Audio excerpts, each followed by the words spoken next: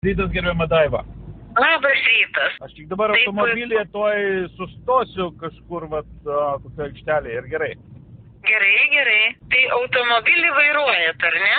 Aš čia prisiskaičiau apie suverenus, kad jie ir automobilių numerius patys gamina ir visa kita. Jūs, jeigu su žiniasklaida susijusi, jūs žinot, kad yra tam tikri žurnalistai, kurie uždirba iš melo, iš apgaulės, paleidžia kažkokią antį ir viskas. Pagrindinis reikalas tai, kad suverenai tai nėra anarchistai. Tie, kurie atmeta sistemas, yra anarchistai. Kada primeta įvardinimą kažkokį, jūs, sakykime, apkaltintų kažkuom, visiškai nesusiję, niekaip.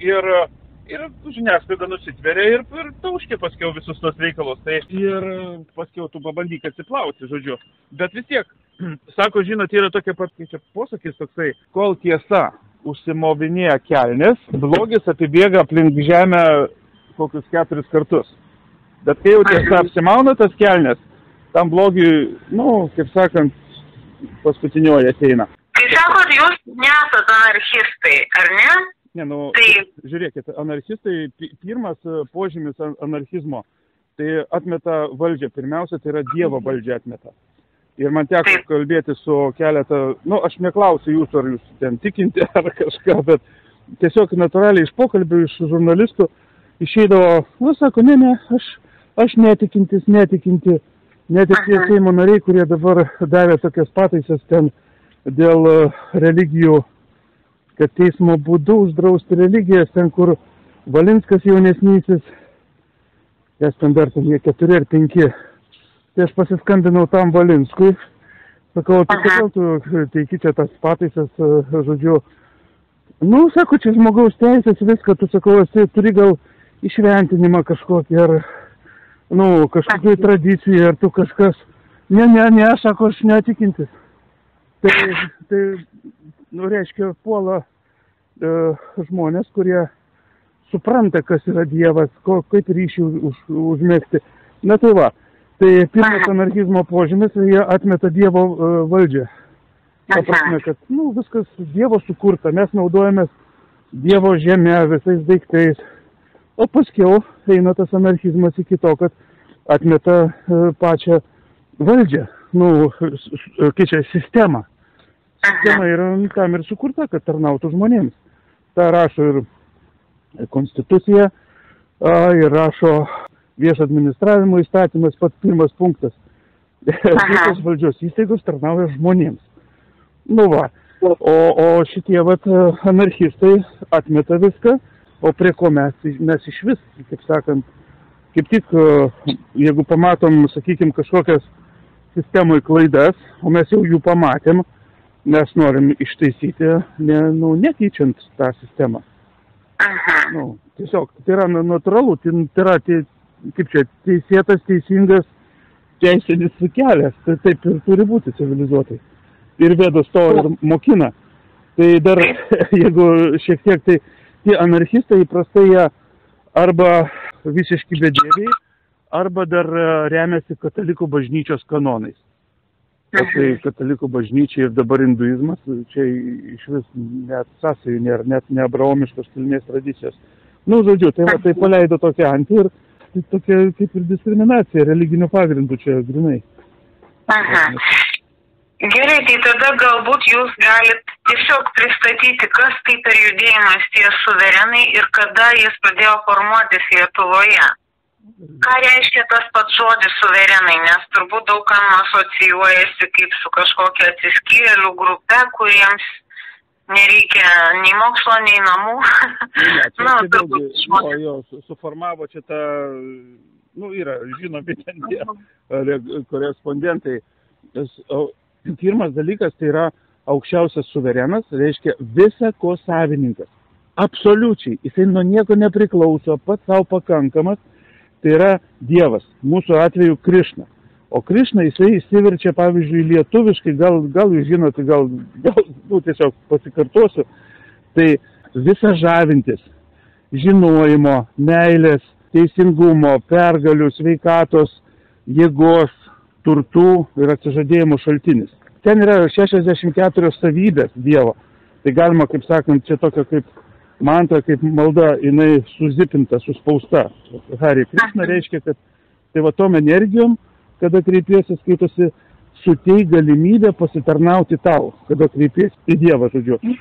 Na tai va, tai gaunasi jisai aukščiausias suverenas ir Vedos visą laiką sako, kad Dievas dar yra širdyje pas kiekvieną gyvą būtybę. Tai kalbam apie žmonės, jisai yra net dydis apibrėžtas. Paimam delną, vat, išskaičiam dešinės rankos ir nuo nykščio galiuko iki mažo piršto galiuko, tokio dydžio yra skaitosi paramatma arba siela, super siela vadinama. Tai yra Dievas širdyje. Nu, jis ir dvasinis, jisai, nu, jo taip nepamatysi, neištirsi. Ir šalia visą laiką yra individuali siela. Tai yra vidinis, nu, tai yra tas aš. Nu, bet, sakykime, jūs save suprantat, pavyzdžiui, jūs prisimenat savo vaikystę, ten mokslus, ten visą kitą iki dabar. Va tas susitapatinimas, nu, kaip čia, tos gyvybinės energijos yra siela, skaitosi. Jos dėka mes esame gyvi. Kada siela išeina iš kūno, nu, kūnas numiršta, pakeičiam kūnus. Bet visais atvejais skaitosi aukščiausias suverenas, tai yra Dievas, yra šalia ir šalia yra siela. Tai tas vidinis balsas, kur kartais pasako, nu, kažkokiais klausimais, ką daryti, kaip elgtis, tai yra va tas Dievo balsas, vadinama žodžiu. Nu tai va, tai mes suverenai, todėl, kad kiekvienas nešiojam aukščiausią suvereną savo širdyje. Tai, ir čia... A vidinį balsą, ar ne tokį? Nu, jisai pasireiškia jo, kaip vidinis balsas, nes realiai, jeigu jisai visako savininkas, visako kūrėjas, o mes iš jo elementų taip pat sukurti, reiškia, kad jisai ir lydi tą sielą, nu, visą laiką, nes pagal Vedas, skaitosi, mes visą laiką esam du. Tai yra siela, tai yra, vat, nu, aš kaip individualybė ir Dievas, šalia. Ir kada žmonės sudeda delnus, vat, būna Indijoje labai populiaru, pasisveikinant nusilenkia. Niekas mažai kas žino, ką tai reiškia. O tai reiškia, kad vienos rankos delnas Dievas, kitos rankos siela, tipo aš. Ir mes kada sudedam, skaitosi mes vieno kūno dvi rankos. Nu, kartu mes visą laiką, tai toks, nu, tokia simbolika, žodžiu. Na tai va, tai suverenas, tai... Tai bet kada tas judėjimas pradėjo Lietuvoje formuotis? Ar jūs galite įvardinti? Tai senai, 86 metais, gal kažkur sovietmečio pabaiga jau buvo panašiai. Kada Šrila Prabhupada, jisai, nu, atvežė Vedas ir išvertė į Ameriką, ten po biškį pradėjo taip pat plisti tos žinios. Na va, o mes, sakykim, tai su šeima, su žmona, taip pradėjom domėtis Vedomis apie 94 metus. Na va, ir labai plačios apimties literatūra, yra lietuviškai, dabar jau išversta daug, nu, kaip, ne viskas, bet labai daug, pakankamai. Nu... O kas tas pradininkas Lietuvoje jau, kuris pradėjo ryškinti tą tokį judėjimą? Tai buvo gal keli, sakykime, nes tai buvo Sovietų sąjunga, tai plito to informacija, nu, iš ten, žodžiu, vienas per kitą, ten, žodžiu, yra tų vaišnavų patys pirmųjų, kurie domėjosi jogą.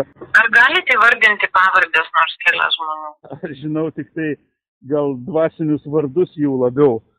Ten Hagavanas toksai paskiau, KGB labai persekėjo. Ir dabar turiu net kratos orderį 86 metų. Skaitosi, jį pasirašė Kęstutis Betingis. Betingis, jisai prokuroras ar kažkas tokio Kaune, žodžiu. Nu, ir gavosi, kad vaišnavus ir ten į psichūškę sadindavo ir tas darydavo ir nuo darbų apribodavo, nu, persikėdavo konkrečiai. Nes tai buvo kitokie žmonės, ar ne kitokio matymo ir turbūt tai valdžios struktūrai neįtiko. Nu, kaip ir dabar neįtinkam, bet tas kitoks matymas, kada tu supranti, kad Dievas viską valdo, o ne komunistų partija. O dabar gaunasi, kad visi tie persekėtojai peršoko į Lietuvą, nu, Lietuvos Respubliką ir toliau panašiai elgėsi labai. Kitokiais būdais tėvais ir kiti žmonės. Žmonės net ir tie patys, tas betingis, taigi tai likęs. Taip, bet nelikusių, ar tų pačių. Taip, tai ir... bet ką turim, tą turim. Tai o kiek žmonių vienyje šiuo metu? Jūsų tas judėjimas ar organizacija, kaip geriau įvardinti? Bendruomenė. Kiekvienas, žiūrėkit, yra labai paprastas, aiškus dalykas. Kada žmogus jisai domisi vedomis, jeigu jam tai labai aišku, jisai praktikuoti, jisai tampa vegetaru. Jisai visą maistą aukoja, jis turi ten altorių, žodžiu, reiškia pašventintas tas visas maistas pagal visas vedų standartus. Ir jisai pradeda elgtis, jisai pradeda laikytis 4 reguliuojamų principų, ką vedos rekomenduoja. Tai nevartoti jokio alkoholio, jokių mėsų, jokių žuvų, jokių kiaušinių, grybų. Paskiau alkoholio nevartoti, narkotikų. Paskiau nežaisti azartinių žaidimų, jokių, skaitosi teisingumą žudo, žaidimas azartinių žaidimų. Ir jeigu seksas yra, tai turi vesti. Ta prasme, tik tai šeimoje. Pradeda žmogus visų šitų laikytis, tada jisai logiškai nori prisijungti prie vedų mokinių sekos, kurie oficialiai yra perdodama iš mokytojo mokiniui. Tada jisai gauna išventinimą į tą tradiciją ir jisai viskas tampa tos tradicijos atstovas. Mes su žmona gavom tos išventinimus į dvasininkus, brahmanus 2001 ir 2004 metais. Ir kada tampa žmogus dvasininkus, reiškia jau suprato. Vedas, pačius principus, viską. Jisai gali pats kurti šventiklas, bendruomenės, ašramus. Tai yra toks, nėra, kad kaip lygina čia, žinot, su katalikų bažnyčia, tai yra popiežius ir toks seka vienu kažkokiu. Vedos jos, sako, kad tu supratai Dievą 3 aspektais, tampi brahmanu, aišku, ten to išventinimo gauni ir tu tampi savarankiškas, tu nepriklausai kažkokiai šventyklai, tu pats gali, steigti viską. Tai mūsų bendruomeniai virš 1000 žmonių yra prisijungusių, įvairių yra krypčių vedų pasiekėjų, nes vedas sako, kad vaišnavas yra tas, kuris tarnauja Dievui. Viskas, toks apibrėžimas. Tai tarnauti Dievui gali ir katalikai, ir pravoslavai, ir žydai. Yra visokių kaip čia koncepcijų. Jūs tikite vienu Dievu, kuris gyvena širdyje, ar ne? Ar teisingai suprantu? Galima sakyti taip. Jisai daugiau plačiau yra, bet taip, gyvena širdyje, galima sakyti taip, teisingai. Ir neatsakėte, kiek žmonių Lietuvoje vienyje jūsų bendruomenė? Mūsų bendruomenė tai virš 1000 žmonių, bet... Per visą Lietuvą, ar ne? Ir per Lietuvą ir kas užsienį gyvena daug kas, įvairiai. Iš įvairių šalių yra. Kaip jūs vieni kitus atrandate, ar kaip būrėsi ta bendruomenė? Tai įvairūs motyvai. Vieniems labiau dvasingumas. Vedas sako ir mūsų bendruomenė, mes laikomės to principo, kad kada žmogus klausia, tada jisai tik tai tobulėja. Tai jeigu jisai žmogus gyvendamas supranta, kad tik tai klausdamas kažkokius dalykus gali tobulėti, jisai jungiasi. Tai būna, kad vedų visokie reikalai dėl vegetarinės mitybos. Paskiau pandemija šita, kur buvo čia prieš kelis metus, jinai labai išryškino, kad pati sistema pradėjo pažeidinėti žmogaus teisės. Ten judėjimo laisvės, ten visokios dalykus. Ir supratom, kad mums reikia dokumento patvirtinančio, kad aš esu žmogus. Kadangi pati sistema, jinai tokio dokumento negali padaryti, todėl kad jinai yra žemiau už žmogų.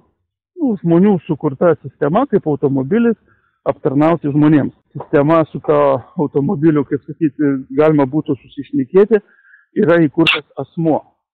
Asmuo yra toks administracinis vienetas. Galima sakyti, kaip automobilio raktelis. Pokalbiui su automobiliu.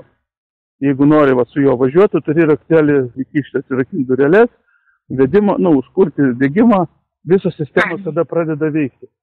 Tai va, tarp žmogaus ir sistemos visais atvejais turi būti raktelis. Tas ir yra, tačiau tas raktelis jis yra sukurtas jau ne žmogaus, o pačios sistemos. Nors mes visi remiamės konstituciją, pavyzdžiui, Lietuvos. Ir jeigu jūs pasižiūrėsite 21 straipsnį, ten rašo, kad žmogaus asmuo yra neliečiamas. Tik problema ta, kad Vyriausias administracinis teismas Lietuvos pripažįsta, kad tas asmuo yra sukurtas ministerijos. Suprantat? Ir jisai ne žmogaus. Ir va dėl tos priežasties pradeda sistema pati pažeidinėti žmogaus teisės, kadangi tas asmuo jisai yra ne žmogaus, o pačios sistemos. Toks primestas. Sako, pasirašyk. Bet ten pasirašai ant tapatybės kortelės, ant paso, bet iš esmės ten yra parašyta, kas išdavė tą dokumentą. Tai kas išdavė, tu to ir esi. Gaunasi, žmogus yra sutapatinamas su popieriniu dokumentu. Tai va, o aš nesu popieris. Ir čia galima sakyti, ne vien tik Vedos tą sako, bet tą sako visuotinė žmogaus teisų deklaracija, kurios 30 straipsnis, jisai draudžia kategoriškai valstybėms, asmenų grupėms, tai yra juridiniams asmenims ir pavieniams asmenims pažeidinėti žmogaus teisės. Ten parašyta kiek kitaip, kad įvairia forma negalima paneigti ten tų straipsnių, tų 30. Tai va, ir sukilo labai baisinis šaršalas, kad kaip čia visi mes dabar paversti asmenimis, sutinkam visą bandą, ir čia dabar staiga ras žmonės atsirado. Tai va, tas toks, kai kurių žurnalistų pasitimas išlindo į paviršių, ir dabar kaunamės. Tai gerai, tai kaip iš tiesų, jūs neturit asmens tapatybės kortelių, jūs neprisirišat prie to?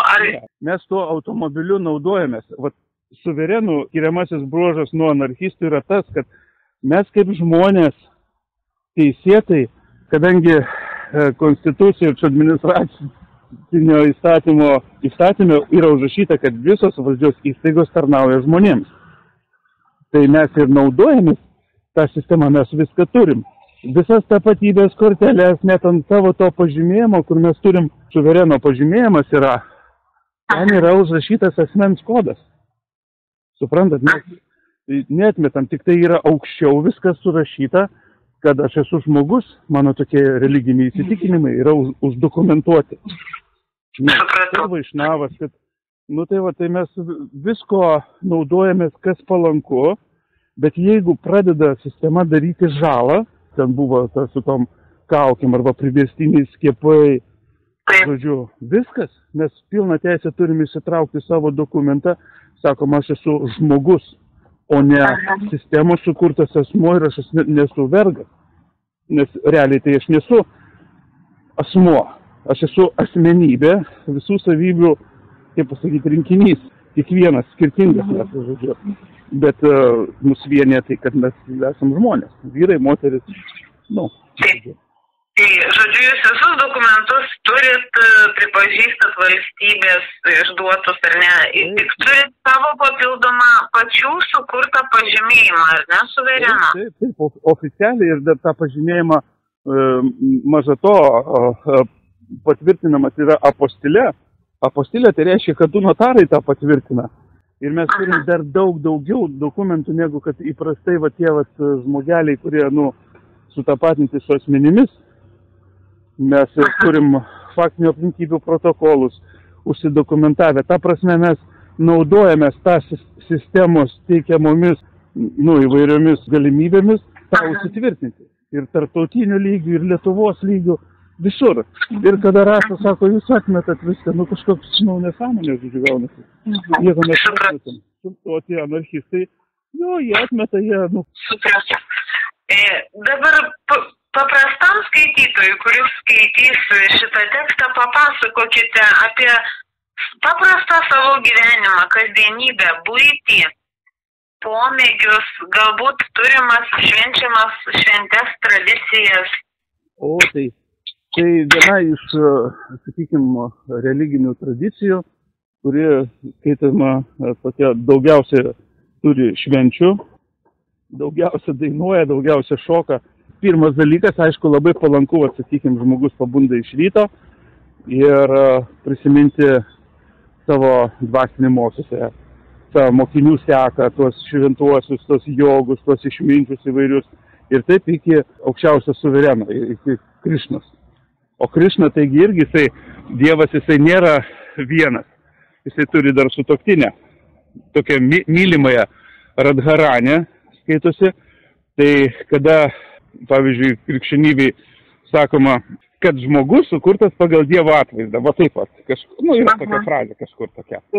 Yra kitas posakis, prieštaraujantis tai frazė, skaitosi vyras žmogus, o moteris ne žmogus.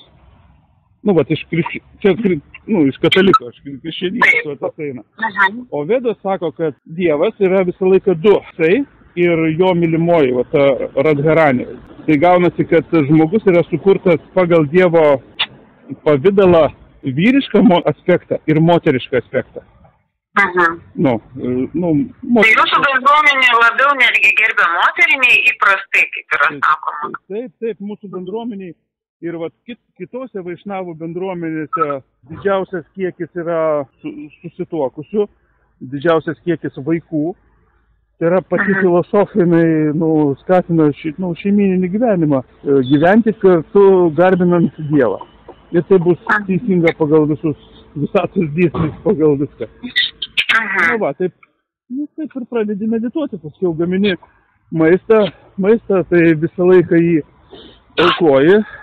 Yra trumpi ritualai, ten kokį vartelį skambini, skaitosi atskiruose induose, grinai Dievui skirtuose, paruoši maistą ne savo, bet jam.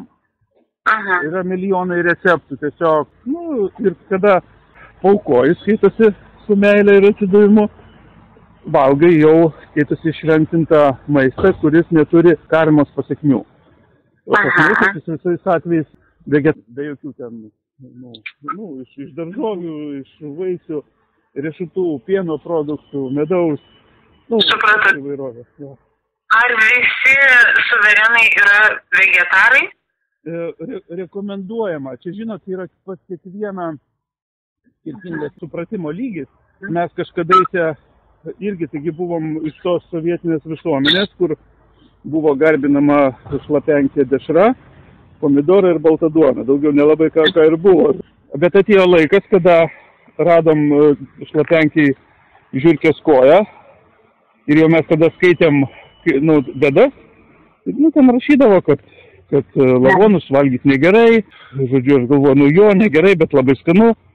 Ir kada radom, jaudami tą dešrą, žodžiu, tą žiurkės koją, mes supratom, kad lavone valgo. Mes supratom, ką rašo. Po truputį, palaipsniui, atsisakėm visokių dešrų, ten buvo istorijos su žuvimis, ten apsinuodijom. Paskiau, ir, tiesiog matau, kad paskiau suradom bendraminčių. Ir pasirodo, kad yra virš milijardo vaišnavų. Aišku, dauguma Indijoje, bet dabar jau po visą pasaulį, visose šalyse yra vaišnavų, tai tų bendraminčių ir žiūriu, kad pilna alternatyva. Net iškovojom 2016 metais, kad vegetarinė mityba įteisintų kariuomeniai, mokyklose, vaikų darželiuose, visose valstybinėse įstaigose. Tai yra ministrų ten visokie įsakymai, nurodymai. Ar visi vegetarai, tai čia yra skirtingo lygio. Gal kažkas nori mesti rūkyti, bet jam neišeina iš karto. Svarbus žmogus, jisai palankus, jam atsiranda kažkokią naudą bendruomeniai, taip pat ir taip ir judam. O tolesnė buitis. Jūs aukojate maistą, ar ne, vyksta rytinė tokia meditacija, o kas paskui? Jūs dirbat įprastus darbus, turit pomėgių? Taip. Aišku, visą tai susirėmė vėlgi į tuos minėtus 4 reguliuojamus vadinamus principus. Kad be alkoholių, be kavų, be jokių, tai jeigu maistą gamini, tai stengiasi žiūrėti, kad ingredientuose nebūtų ten kokių kiaušinių miltelių, pavyzdžiui, šokoladą, vat, jeigu kartais perki kažkokį, reikia pagaminti kažką, tai žiūri sudėti. Aha, kiaušinių milteliai būna ar kažką atmeti iš karto, nes remiantis į tai yra kaip gairės tokios, ir gyveni. Ir paskui žiūri, kad tavo gyvenimas sukasi aplink ahimsa principą, tai yra neprievartos principą, nevartoti nieko, kas susijęs su smurtu. Ir tada žiūri, kad ir pasekmės, nebeteina gyvenime tokios, kaip čia kad sunkios kažkokios. Tiesiog tau lengva, smagu, tiesiog įsišiepęs viską darai daugybę metų, galvoti, kaip gerai, kad šitaip, tai vat viskas iš tos principus. Kas, pavyzdžiui, jums yra pragyvenimo šaltinis? Jūs turit kažkokį darbą? Konkrečiai aš tai skaitosi Vedos draudžia brahmanams, tai yra dvasininkams, dirbti samdomą darbą. Turi arba pats kažkokią veiklą sumastyti, žodžiu, bet kaip per tiek metų, jau mes virš 30 metų tame, tai tiesiog tu jauti, kada Krišna duoda tam tikrą veiklą, tam tikrą pragyvenimo šaltinį. Kitam tai atrodo iš šalies, sako, jie vaikščioja su tais maišeliais, mes mantras kartuojam. Yra maišelis tokie ten, skaitosi karoliukai. Sako, jie vaikšto per dieną su tais maišeliais, jis sako, nieko nedirba, iš ko jie gyvena. Ir negali kartais žmogui paaiškinti, iš ko tu gyveni. Tai mūsų atveju mes kaime turim daržą, sodą, ten įvairius dalykus. Daugybę metų paskaitas skaitydavom po visą Lietuvą apie sveiką gyvenseną, tai ir Veda, žodžiu. O iš tos sistemos pusės, tai diskriminacija tame, kad Vedų vaišnavai dvasininkai, jie yra nepripažinti tradicinėmis religinėmis bendruomenėmis, nepripažintos. Žodžiu, kaip atėjo sulindę visi abraomiškos kilmės tos tradicijos, ir jų dvasininkai yra ir sveikatos draudimą gauna, tokius minimalius, kaip sakyti, socialinius kažkokius dalykus, o mes nieko negaunam, nors atliekam labai didelę socializacijos darbą. Mes visuomenę mokinam negerti, nerūkyti, dorai gyventi. Ta, ką daro socialiniai darbuotojai, tai mes, kaip čia organiškai, visą tas pas mus yra nuo pat pradžių, bet mus ignoruoja. Tai tame yra tokia, aš manau, kad diskriminacija. Ne tik aš manau, čia, tai ir yra. Lietuva tarpuoja ir Europos Sąjunga. Dabar, kalbant apie visą jūsų bendruomenę, tai turbūt ne visi negali dirbti samdomo darbo, turbūt yra ir įvairių profesijų atstovų, ar ne? Ir turbūt dalis žmonių dirba tuos samdomus darbus. Vieni yra priversti, bet čia eina kalba apie dvasininkus. Yra skirtingi žmonių, kaip čia, suvokimo lygiai, lygiai taip kaip su vegetarinė mityba. Kažkam vegetarinis, tai dar sako, aš tik tai žuvį valgau.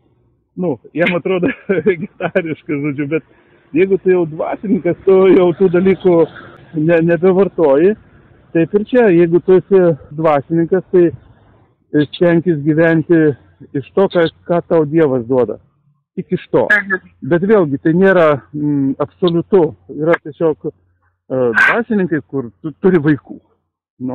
Jas reikia išlaikyti. O sistema diskriminuoja. Tai jis vis tiek eina dirba, jis gauna čia kaip ir būna priverstas pažeisti tuos Vedų principus, bet gaunasi ne jisai pats jau pažeidinėja, bet jį priverčia jau pati sistema.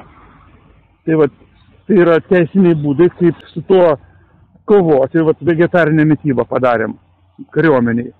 Nes mano vaikas buvo, kaip jisai vegetaras nuo gimimo, ir įgavo šaukimą, ir sako, tėvai, sako, aš noriu eiti tą kariuomenę, visai nieko prieš būtų, bet sako, ten, lavonai šeria. Ir tą užsukom ir laimėjom visą tą bylą tokią ir padarė. Tai tokiais būdais judam.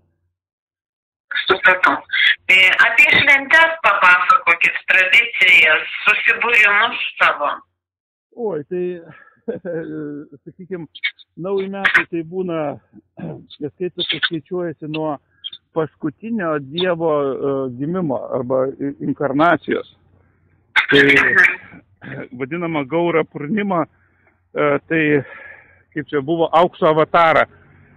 Jinai švenčiama panašiai apie kovo mėnesį, tokios tikslios datos nėra, todėl kad viskas skaičiuojama pagal mėnulio kalendorių ir kasmet, skiriasi laikas, astrologiškai, žodžiu. Tai va, o paskutinė avatarą tai buvo vadinamas viešpats Čaitanija arba aukso avatarą, kur pats Krišna su sutuoktinė jisai įsikūnijo viename. Kaip čia pasakyti, yra tokia legenda, žodžiu, kada Kristupas Kolumbas, jisai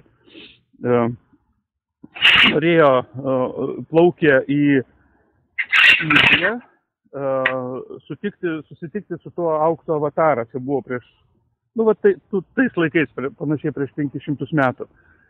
Bet jisai iš tikrųjų norėjo, galvoju, tikrai gal bus aukso daug labai, ar nežinau, ten ar aukso barsto ten tas avataras ir norėjo skaitasi jisai aukso ir jam, Dievas tai pakreipė, kad jisai atrado Ameriką. Ir ten tos indienų auksus ten visokius pradėjo plukdyti, tai skaitasi noras jau buvo materialus, ne dvasinis, kad suprasti, dėl ko mes čia gyvenam, kokią mes misiją atliekam ir kur paskiau keliausim, kai jau pasibaigs šitas kūnas, žodžiu. Tai čia panašiai prieš 500 metų buvo ta aukso avatarą ir visi vaišnavai metus skaičiuoja nuo tada. Tai šiemet yra 536 metai. Reikia puslapį pasižiūrėti, jau dabar suklys, nes ekspromtų šnekam. Ir skaitosi nauji metai. Kiek laiko egzistuoja pasaulis? Ne.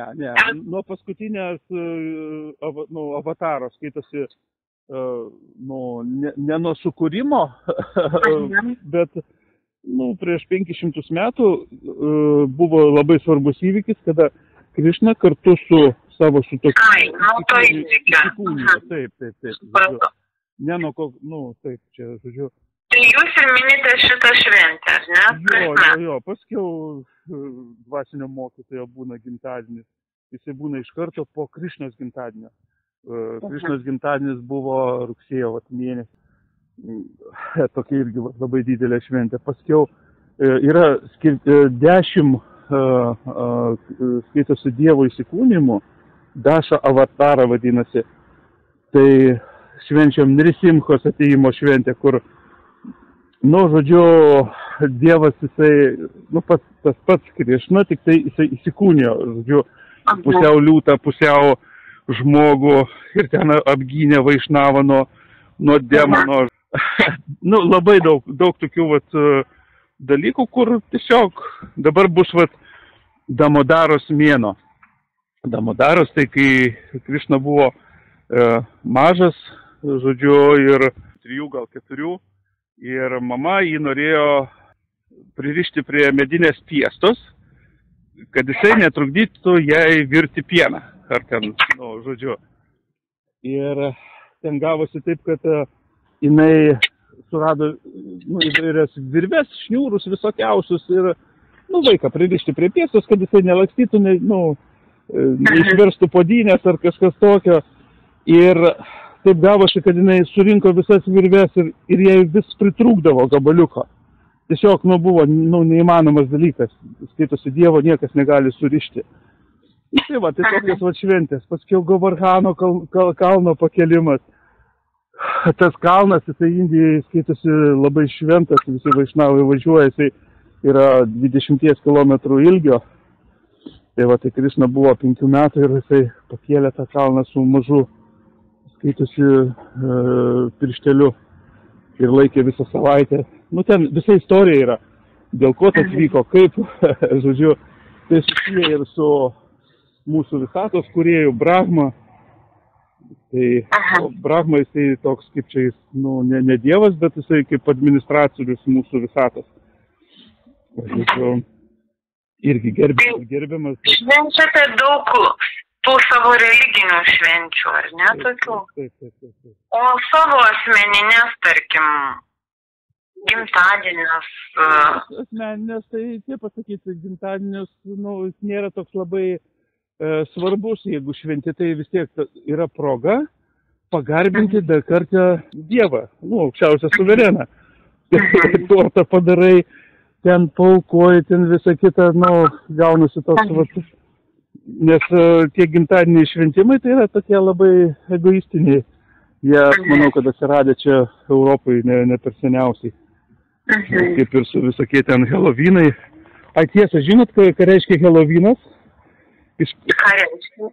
Žodžiu, tai yra šiurpa naktis, vadinasi, šiurpa nakties, nu, tokios šventimas ir pasirodo viskas vėlgi iš švedų. Atėjo matyti krikščionybė persisunkė. Tai buvo demonė Šurpanaka, nu, šiurpi naktis. O taip išsiverčia iš sanskrito šiurpi naktis ir jos vardas buvo Šurpanaka, tokio demono Ravanos sesuo.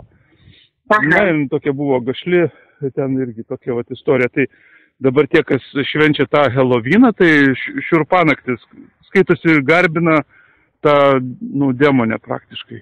Ir jiem atrodo, kad tai yra šventė. Tai vat mažai žmonės įsigilina į tos dalykus.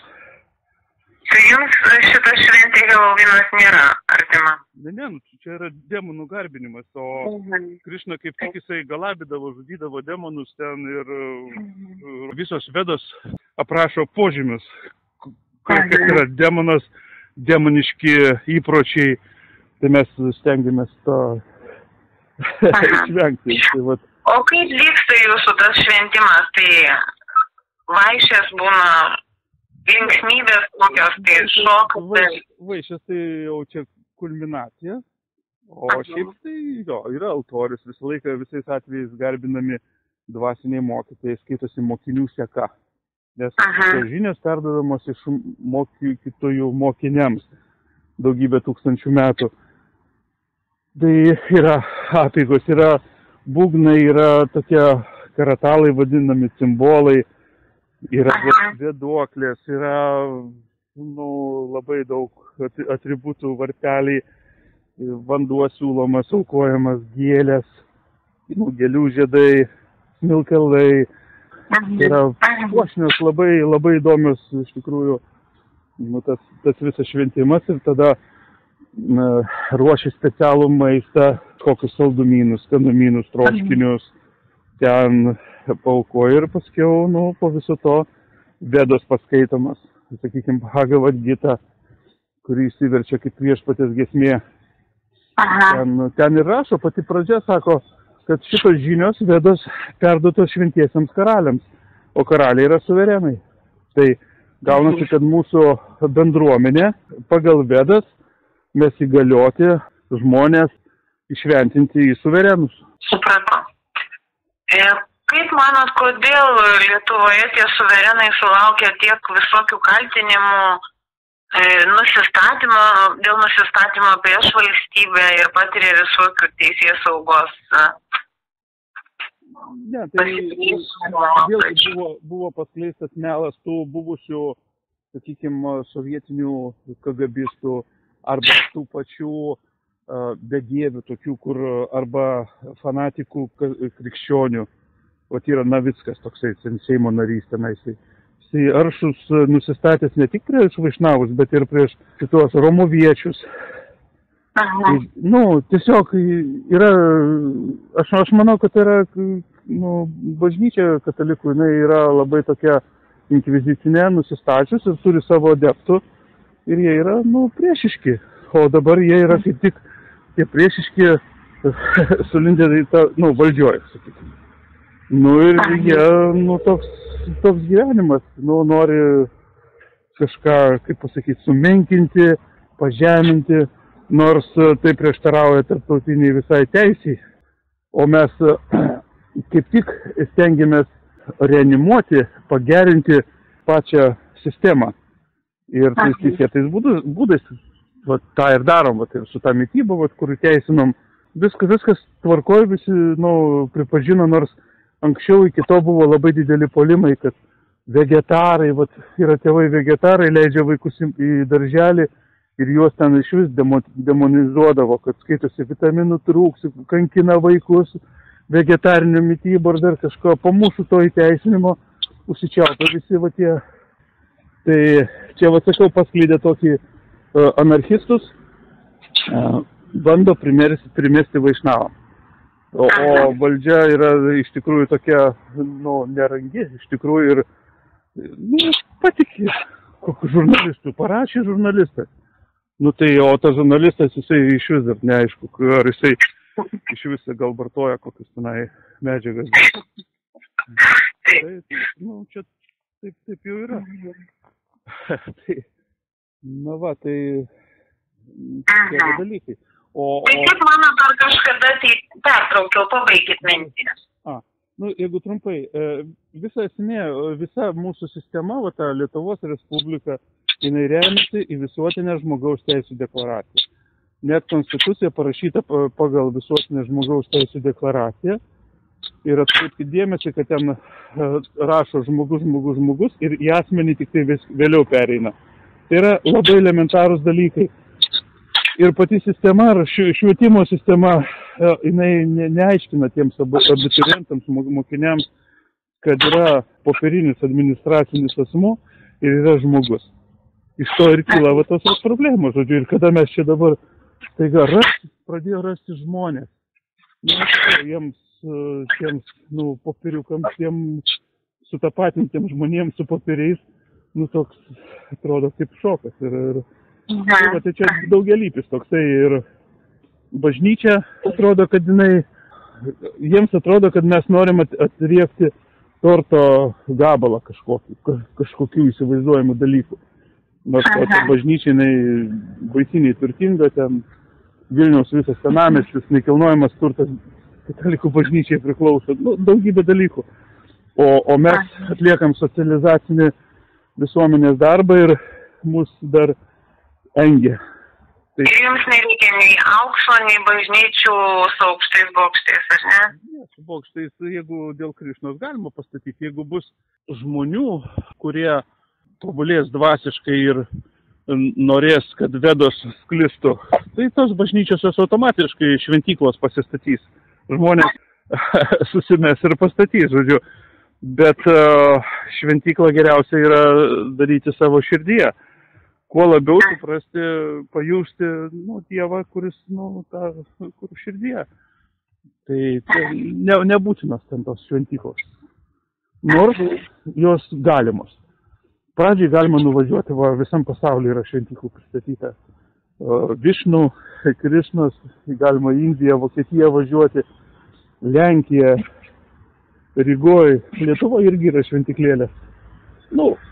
Čia ne problema. Supratau. Bet turbūt jūsų šventyklos tai nėra taip kaip katalikų bažnyčios išpuoštos auksu, prabanga, viską. Marmurais gal labiau, kiek man teko pakeliauti po pasaulį ir po šventiklas, tai yra ne žmonių sužavėjimui ir, bet kad su meilė dėl Dievo, Krišna, dėl tavęs padarysiu. Yra visai kitas požiūris, nes pas mus nėra Dievo baimiškumo. Vedas nemokina bijoti kažko. Kaip tik Vedas mokina, kad baimė tavęs bijotų. Reikia taip gyventi. Jeigu yra kažkokia situacija, ne situacijos reikia bijoti, bet ją imti ir išspręsti. Ir su Dievo pagalba. Ir yra tokia knyga Karalienės Kuntė maldos. Ten sako, kad jinai meldžia, ta karalienė sako, Krišna, suteik man kuo daugiau sunkumų, kad aš visą laiką prisiminčiau tave. Nes sunkumus visą laiką sprendi su Dievo pagalba. O ten katalikus, lygintai, tuščios erdvės, tuščios žodžiu, tos sienos, gal ten kažkiek išpuoštos, bet, nu, nežinau, nenoriu aš labai ten supriešinti ar kažko, tiesiog yra skirtingi požiūriai visiškai. Taip. Sakykit, kaip Jūs manot, ar vis tik kažkada pavyks rasti Jūsų bendruomeniai kompromisą su Lietuvos ta didžiąja dauguma, su valdžia ir ramiai gyventi po vieną saulę? Be jokios abejonės, kadangi Bhagavad Gitoje Krišna sako, kovok, nenuleisk rankų. Ir ne tai, kad kovok dėl kažkokių, dėl tiesos, dėl Dievo, kaip pasakyti, tai anksčiau ir vėliau. Ir, sakau, tie pavyzdžiai, sakykime, su tos mitybos įteisinimu, rodo, kad apraminom, kaip sakyti, visą sistemą, visą valdžią apraminom, kas liečia vegetarinės mitybos. Aišku, šiaušiasi dar ten, kai atskiris mokyklos, ten darželiai kažkokie, reikia dar įgyvendinimo to viso, reikia teismo sprendimo, kad kiekvienai vedėjai ten, kokiam direktoriui būtų ant nosies padėta, žodžiu, nėra to sąmoningumo, to lašas po lašo ir akmenį pratašo, o čia yra, bendras mūsų visų dangoraižis, mes esame architektai, bet tie žmonės sukūrėm šitą sistemą, ją naudojamės, ją reikia tobulinti, nes jeigu pabirėjo kažkur kampas, reikia užtinkuoti, paremontuoti. Tai tą ir darom. Tai smagu. Tada turbūt būtų tie klausimų, nebent kažką svarbaus Jūs norit papildyti. Žmonės, sakau, kreipia dėmesį į savo vidų ir mes visą laiką sakom, kad mažiau reikia žiūrėti televizoriaus. Geriau imti informaciją iš savų šaltinių, yra internetas. Kaip ir visuotinė žmogaus teisų deklaracija užtvirtinta, kad visą be ribų galima informaciją gauti, ją skleisti. Tai kada sako, kad tu ten toks anoks, sako, tu važiavai, politinį aspektą nori primesti. Dar vienas momentas, jeigu dar turit kantrybės, tai dėl ko tas žmogaus statusas svarbus, todėl kad jisai nuima iš karto politinį atspalvį. Asmuo visais atvejais yra politinis. Lietuvos Respublikos asmuo. Kieno? Vergas asmuo, tas administracinis. Ir jeigu tu nori važiuoti į kažkokią šalį, ta šalis, jinai pilna teisė turi įtarti, kad o gal tu šnipas arba tu žvalgas. Tu Lietuvos. O aš ten Lenkijos, Baltarusijos. Dabar konkrečiai ta politinė tokia situacija. Viskas Baltarusiai žiūri kaip į šnipus arba į žvalgus, nors daugiau virš 500 milijono lietuvių pasinaudojo bevizių ten tuo režimu ir visi važiuoja į tą Baltarusiją. Bet jie jau po įtarimo tokio grifu. Arba Baltarusis į Lietuvą atvažiuoja, jau ten jį jau įtarinėja. O jeigu tu važiuoji su dokumentu, kuriame esi žmogus, su patvirtintom visom apostiliam, tarptautiniais reikalais, tu važiuoji kaip žmogus. Tu gali būti lietuvis, ten rusas, nesvarbu tavo tautybė, bet tu nepriklausai tai sistemai, kurią dabar, sakykime, užvaldė ne visai protingi ten, sakykime, politikai. Tai tame yra labai didelis labai pranašumas. Aš skrendu, važiuoju kaip žmogus. Tai... Ir nėra svarbi nei tautybė, nei politinė ten pakraipa kažkoks. Taip, yra žmonių, kurie to jau pasinaudoja. Yra kai kurios šalis nepripažįsta, atmeta. Ne, sako, tik tai pagal, tik tai piliečius ten su tokia ten tvarka. Kitos yra adekvatesnės. Supranta, kad teisingai yra žmogus, visuotinė žmogaus teisų deklaracija, tu gali keliauti kaip žmogus, o ne kaip politinis kažkoks asmuo. Dabar mes pavirsti politiniais kažkokiais idiotais. Realiai taip ir yra, nes, jeigu būsit, sakykime, dabar jūs šitie, kaip ten, gazai, arabai, turėsit pasą to, kaip ten ta šalis dabar jau vadinasi, kur žydai puola. Žodžiu, bus Palestina, Jeigu pase bus Palestinos pilietis ten įrašyta, pateksi ten į kokį, tą žydyje ten tave, bus teroras. Arba net ir gali taip būti, kad įrašyta, kad tu Lietuvos pilietis ir dabar nusiteiks kažkokia šalis prieš Lietuvą, tau bus pavojinga tiesiog, nes tu Lietuvos, pilietis, kaip sakant. Bet jeigu tu žmogus, koks skirtumas, ar tu juodas, ar tu geltonas, ar tu, nesvarbu ten koksai, tu žmogus. Tai va čia tokie momentai. Suprantu. Tai galbūt ačiū Jums tada už pokalbį. Parašysiu straipsnį ir noriu paprašyti Jūsų nuotraukos, nes prie publikacijos tai ir pašnekovo nuotraukos reikėtų. Ar galima iš Jūsų Facebooko kažką tai panaudoti? Manau, kad jo, galima laisvai. Ten nemažai yra, iš ko pasirinkti, ar ne, nuotraukysiu? Jūsų jau, kai čia pasirinkti. Gerai. Ačiū tada Jums labai ir sėkmės gyvenime iki kitų kartų. Skaitykit portalą 77 LT. Gerai, ačiū. Viso gero, geros dienos. Iki.